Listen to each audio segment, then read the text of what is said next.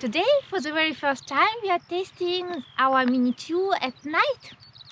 And as I read, at least in Germany, after the new law, it is allowed to fly at night. The main thing is that it has the lights, the green lights, and that you fly not further than your line of sight. As I read, you have to adjust your ISO and shutter speed in your settings. So we'll just see how it works.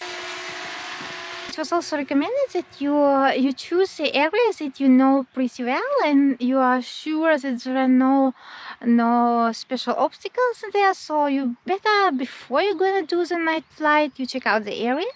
It was my recommendation, and the other recommendation that I've read, you try to fly a little bit higher than usual, just to make sure it doesn't crash in any lower obstacles. All right. And it should be not so difficult to see the LED light. So let's check out.